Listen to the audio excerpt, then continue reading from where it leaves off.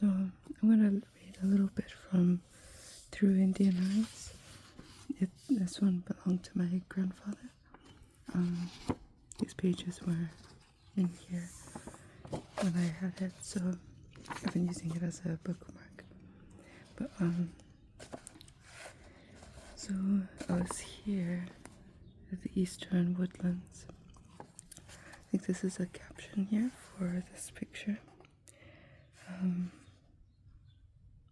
This one here. So it says, abundance is evident in the 16th century Algonquian village situated on a riverbank in North Carolina, where garden plots yield corn, sunflowers, beans, pumpkins, melons, and tobacco. The river teems with black drum and Atlantic croaker. Shellfish is plentiful on the shore, and the forest is a rich source of game. Algonquian peoples lived in long houses with coverings that could be kept down or rolled up in sections according to the weather. So, since Eastern Woodlands, too vast and rich in resources for one culture to claim, the eastern third of North America was unsurpassed in attracting a variety of prehistoric settlers. Numerous monuments, mounds of many sizes, shapes, and ages arose here and there from Labrador to Louisiana to the Great Lakes. A political confederation forged in the Northeast brought amity among nations that had battled each other for generations. Easterners also created new sorts of useful and decorative media. From the continent's first pottery in Georgia about 4500 BC to what were among the world's first copper implements in the Great Lakes region at about the same time. Finally, peoples in this region independently invented the rudiments of agriculture as they discovered and developed small plot farming in far-flung localities. Archaeologists now believe that riverside settlements and backwaters sustained small clans generation after generation throughout the East. By roaming a single area and coming to know which of its plants were edible, early woodland peoples learned to manage and plant a variety of crops that differed from place to place across the midsection of Eastern America, extending from the Atlantic coast to the Great Plains. Such crop tending appears to have been women's work, as it went on without pause during the long intervals when men were off hunting or fighting. This might explain why many Eastern peoples trace their lineage through female lines, since children naturally formed their primary affiliation with the parent who was seen as the more reliable provider. Women were indeed a stabilizing force, guaranteeing the community a supply of food from the plants they nurtured. So, I'm going to read this one here. It says, Penobscot Creation Story. When Closkerbe, the Allmaker, lived on earth, there was no people yet. But one day a youth appeared, born from the foam of the waves, and became his chief helper. After these two beings had created all manner of things, there came to them a beautiful girl. She was born of the wonderful earth plant, and of the dew and of warmth. First Mother, as she was called, married the chief helper of Closkerbe, when their children multiplied until there was not enough game to feed them all. First Mother made her husband kill her. Then he and his children dragged her body back and forth across the barren plot of land, as she had ordered, and buried her bones in the center of the field. 7 months later they returned and found the field green with ripe corn, and in the center fragrant tobacco. Probably the women experimented with many kinds of plants. Those that produced rich returns were the hardy seed-producing plants of the floodplains: sunflower, marsh elder, goosefoot, squash-like gourds, knotweed, little barley, and maygrass. As these plants proved their worth, the basis of sustained agriculture was born. Sporadically, almost imperceptibly, it has been estimated that for upwards of 4,000 years, the scattered peoples of the East learned by trial and error how to sow crop plants, take their produce of seeds, store them, and be sustained by them throughout the following winter. So I'm going to read this section here. It says, Sacred Medicine Water. The favor of the Great Spirit rested on abundant forest, flowers, songbirds, and small animals of these quiet hills. Then a fierce dragon devastated the land, bringing disease and hunger on the people. The Indian nations pleaded with the Great Spirit to subdue the dragon, and the might of all the heavenly forces contrived to bury it deep under the mountain, where it shakes the earth even today. Once the Great Spirit had reclaimed his beautiful resting spot, he caused pure water to gush from the earth, and asked that his favorite place be held neutral ground, so all can share in the healing waters. Caddo legend. Since that distant, unknown time, thousands of years ago, when the first Indians discovered the steaming waters of Arkansas's hot springs, its fame had spread far and wide. Evidence from stone artifacts show that ancient peoples lived in the region, quarried stone from along the mountain ridges, and looked to the thermal waters and healing mud baths to restore health to the infirm. In historic times, tribes as distant and various as the Crow, Blackfeet, Comanche, Quapaw, Sioux, Osage, and Choctaw gathered together to hunt, trade, and take the healing waters. Even when their peoples were at war, individuals of opposing tribes could come together here in safety and peace. In addition, a Caddo creation story tells of the birth of their ancestors from these invigorating waters. The creative energies of nature are clearly at work here, as rain falls on the mountains and sinks down into the warm rock. Minerals dissolve while the underground heat sterilizes and filters out impurities in the liquid.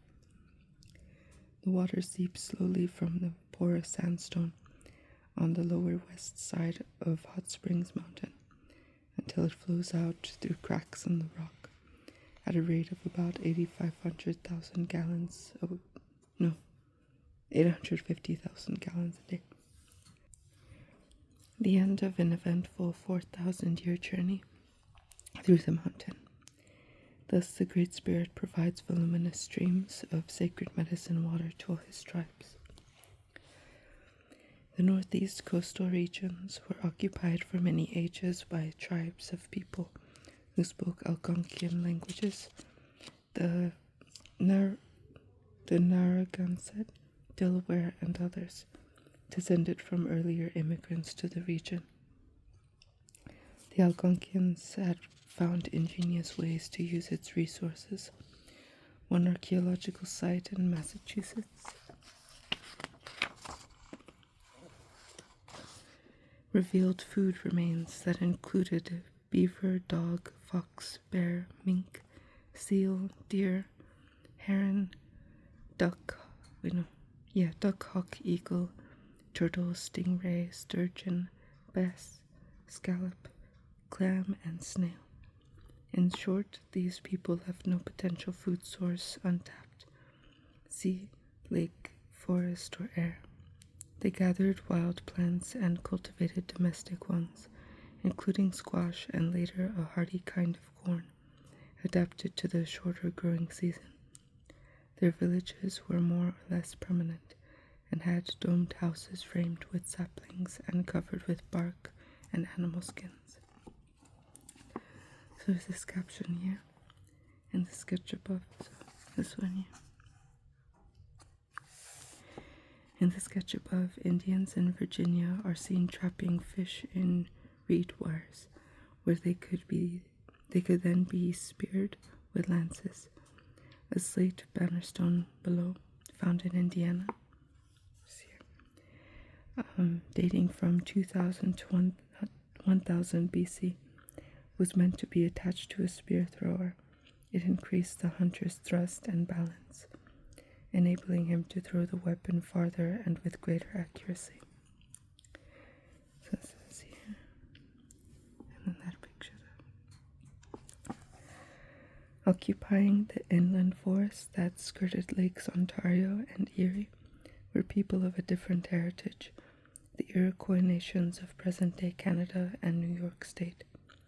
At least 5 related populations, ancestors of the Mohawk, Oneida, Onondaga, Cayuga, and Seneca, lived in large fortified villages.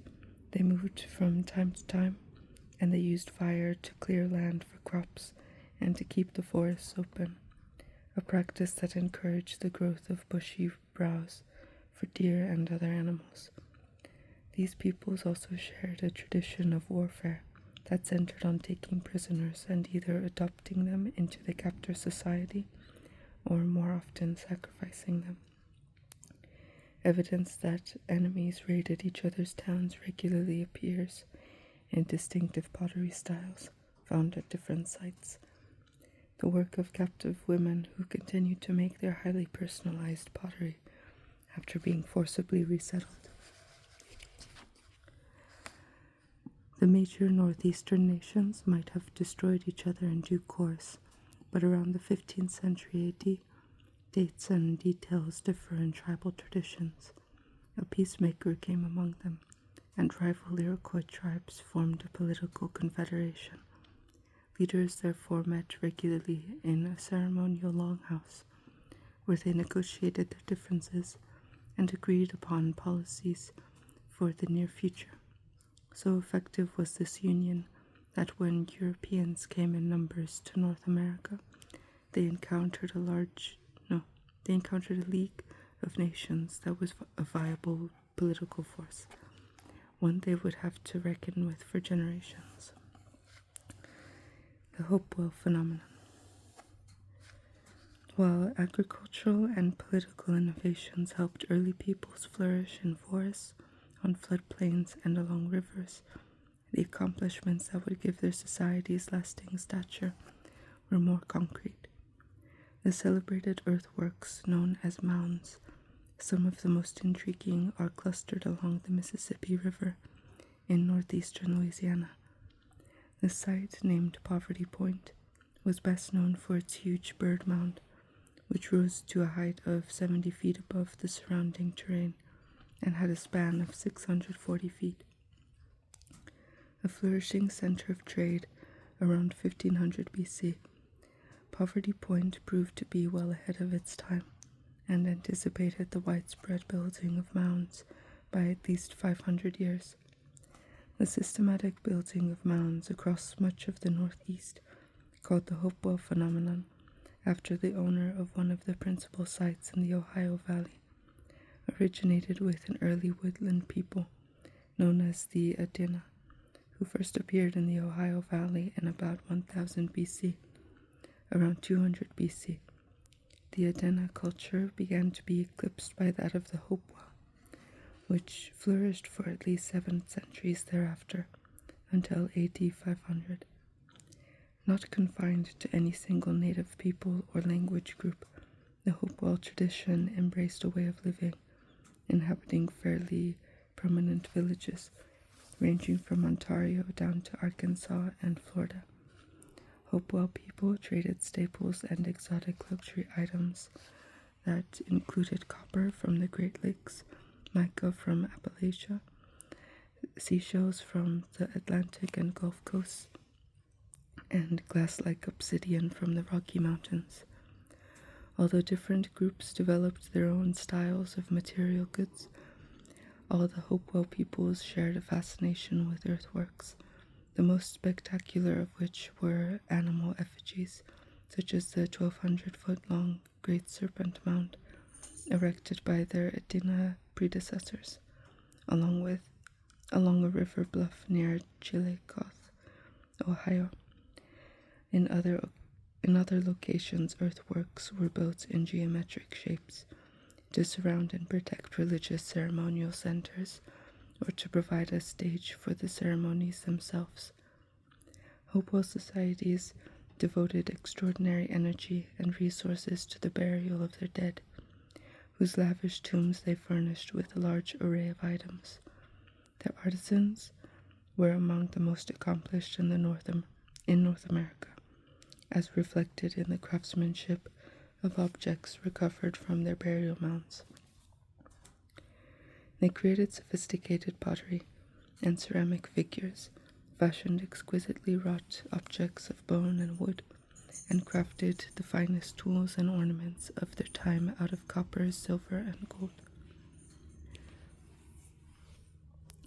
Here's a picture here.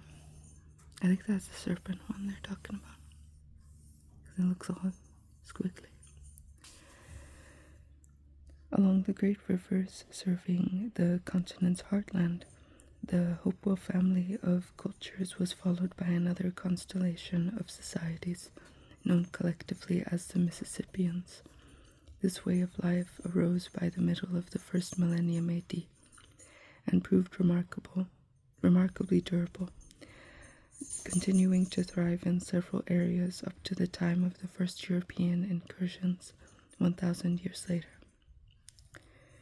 So there's a caption here. It says, "The Great Serpent Mound in Ohio." Yeah, so that's the Serpent Mound. Like other elaborate burial mounds, contained rich caches of Hopewellian artifacts, such as this ceramic figure of a mother and child, unearthed in Illinois. So that's this here. Mississippian monuments. Mississippian cultures could depend more heavily than did their predecessors on systematic agriculture, since corn had gradually become a staple, perhaps after being imported from Mexico, but in any case after the development of harder varieties from early southwestern strains. These nations also displayed the increased social organization that needed to erect even larger earthworks, such as those in Moundville, Alabama, one of which required 4 million cubic feet of earth. This was a temple mound, a centerpiece of a cluster of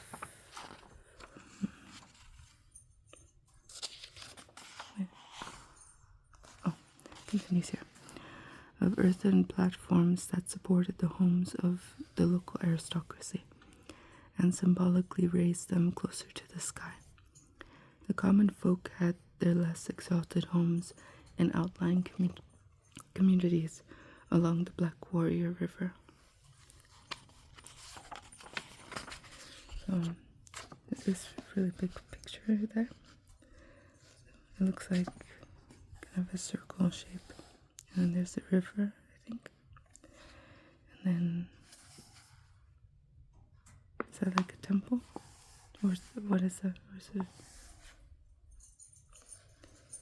earthen masterworks on Poverty Point? When Solomon succeeded David as king of Israel around 1000 BC, this site, half a world away in what is now northeastern Louisiana, was a crossroads of commerce for the whole lower Mississippi Valley. Located at a junction of major rivers, is tied together a waterborne network that brought goods from as far away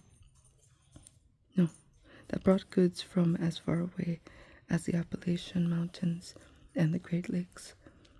The curious name Poverty Point was given to the site in the 19th century because it was considered a poor spot for a plantation. But during its heyday around 1500 BC, this was the largest, most prosperous locality in North America, and it celebrated the fact with a complex of earthworks so sprawling that their very existence was revealed only several decades ago by aerial photography. Since then, archaeologists have pieced together an astonishing picture, a semicircle of 6 concentric ridges, 4 to 6 feet tall, each between 50 and 150 feet wide, and spaced 50 to 100 feet apart. stretching almost 3/4 of a mile from one end to the outer arc, from one end of the outer arc to the other. The dramatic bird-shaped mound at the back of the semicircle, measuring 640 feet by 710 feet, was probably used for religious ceremonies. So I guess that's what that is here. The conical mound across the roadway and the oval mound in the plaza are among other examples of the earliest earthworks created anywhere on the continent.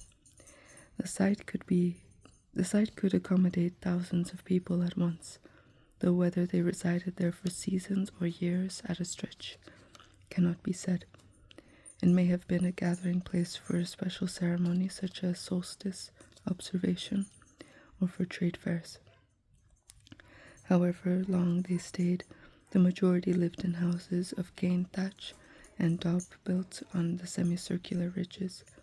Others probably lived on the land behind the complex and in dwellings scattered along the bluff outside 37-acre Central Plaza. There is no evidence of major agricultural crops at Poverty Point, although the people could have survived by hunting, fishing, and gathering, since wild plants and animals were abundant all year long.